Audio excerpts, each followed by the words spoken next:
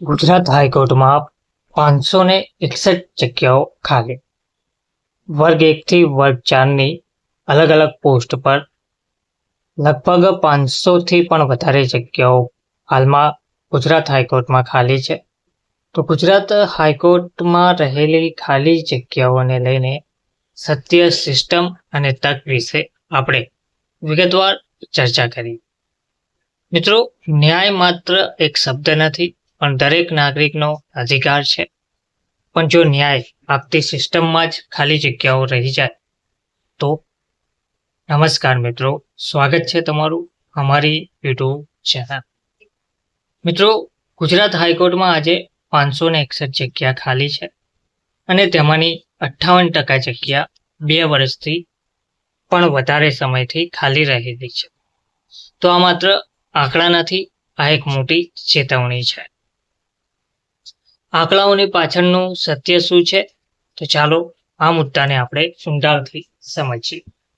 સરકારે વિધાનસભામાં આપેલા સત્તાવાર જવાબ મુજબ ગુજરાત હાઈકોર્ટમાં કુલ મંજૂર જગ્યાઓ જે હતી તે હતી 2181. તેમાંથી જે ભરેલી જગ્યાઓ છે તે 1620 છે. તો બાકી રહેતી 561 ખાલી જગ્યાઓ એટલે કે 26% ખાલી જગ્યાઓ હાલમાં રહેલી છે. એટલે કે દરેક 4માંથી 1 જગ્યા હાલમાં ખાલી છે. તો કલ્પના કરો, એક હોસ્પિટલમાં 25% ડોક્ટર ના હોય તો શું થશે? એ જ હાલત કોર્ટની હાલમાં જોવા મળી રહી છે. સૌથી મોટી સમસ્યા લાંબા સમયથી રહેલી ખાલી જગ્યાઓ. સૌથી ચોંકાવનારી વાત, 561 માંથી 327 જગ્યા 2 વર્ષથી વધારે સમયથી હાલમાં ખાલી છે. એટલે સિસ્ટમમાં ખામી જોવા મળી રહી છે. કારણ શું હોઈ શકે? તો સૌથી મોટું કારણ ભરતી પ્રક્રિયામાં વિલંબ, એડમિનિસ્ટ્રેટિવ ઇસ્યુ, પરીક્ષાઓમાં મોડું. આ ખાલી જગ્યાઓ હાઈકોર્ટની ગતિ ધીમી કરી રહી છે. કયા વિભાગમાં કેટલી હાલમાં ખાલી જગ્યાઓ છે તેના પર એક નજર કરીએ તો ક્લાસ વાઇઝ બ્રેકડાઉન. ક્લાસ 1 રજિસ્ટ્રારની 12 જગ્યા છે. આસિસ્ટન્ટ રજિસ્ટ્રારની પણ 12 જગ્યાઓ છે. ક્લાસ 2માં સેક્શન ઓફિસરની 20 જગ્યા છે. સૌથી વધારે જે ખાલી જગ્યાઓ રહેલી છે તે ક્લાસ 3માં છે, જેમાં નાયબ સેક્શન અધિકારીની 240 જગ્યા અને અન્ય વર્ગ 3ની પોસ્ટ પર જગ્યાઓ ખાલી છે. કુલ 341 જગ્યાઓ ક્લાસ 3ની ખાલી જોવા મળી રહી છે. ક્લાસ 4ની વાત કરીએ તો અટેન્ડન્ટની 150 જગ્યાઓ ખાલી છે.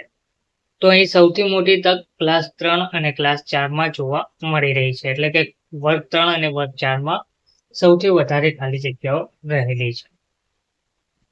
કેસ અને ન્યાયની ગતિની વાત કરીએ તો ભારતના મોટા રાજ્યોમાં કેસમાં 86% વધારો થયો છે, પણ ગુજરાતમાં 28% ઘટાડો થયો છે. આ એક સકારાત્મક સંકેત છે, પણ જો સ્ટાફ ઓછો રહેશે તો આ પ્રગતિ પણ અટકી શકે છે.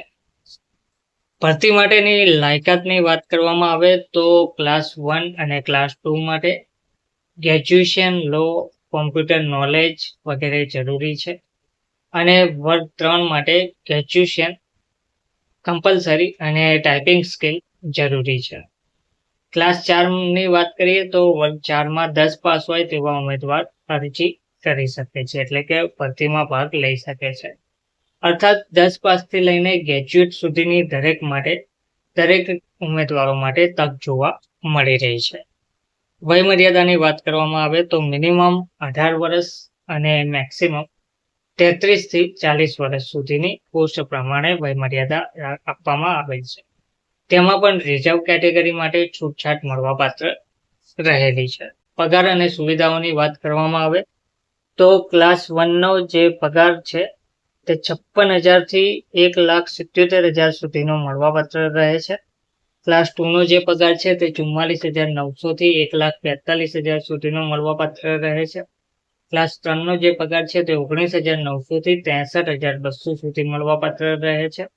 ક્લાસ 4નો 14,800 થી 47,100 સુધી પગાર મળવાપાત્ર રહે છે. તેની સાથે સાથે ડીએ, એચઆરએ, મેડિકલ અને જોબ સિક્યુરિટી તો મળે જ છે. ભરતી પ્રક્રિયાની વાત કરવામાં આવે તો ભરતી પ્રક્રિયામાં રિટન એક્ઝામ લેવામાં આવે છે, સ્કિલ ટેસ્ટ થાય છે અને ઇન્ટરવ્યુ દ્વારા ભરતી કરવામાં આવે છે. સાચી તૈયારી કરો તો આ નોકરી મેળવવી મુશ્કેલ રહેતી નથી.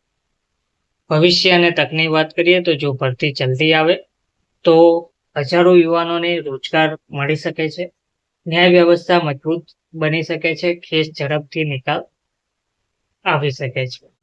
એટલે કે જો ભરતી પહેલી તકે કરવામાં આવે તો હજારો યુવાનોને રોજગાર મળશે, ન્યાય વ્યવસ્થા પણ ઘણી મજબૂત થશે અને કેસના નિકાલ પણ ઝડપથી જોવા મળશે. કારણ કે હાલમાં ઘણા કેસો પેન્ડિંગ રહેલા છે અને લાંબા સમય સુધી કેસ ચાલી રહ્યા છે. તો આ એક માત્ર નોકરી નથી, આ એક જવાબદારી પણ જોવા મળી રહી છે. ન્યાય ત્યારે જ સાચો બને છે જ્યારે સમયસર મળે, અને સમયસર ન્યાય માટે જરૂરી છે યોગ્ય લોકોની. કદાચ આગળનો હાઈકોર્ટ ઓફિસર તમે પણ હોઈ શકો છો. તો મિત્રો, જો આ વિડીયો ગમ્યો હોય તો વિડીયોને લાઈક જરૂરથી કરજો, વિડીયોને વધુને વધુ શેર કરજો અને ચેનલને સબસ્ક્રાઈબ કરવાનું ભૂલતા નહીં. ધન્યવાદ.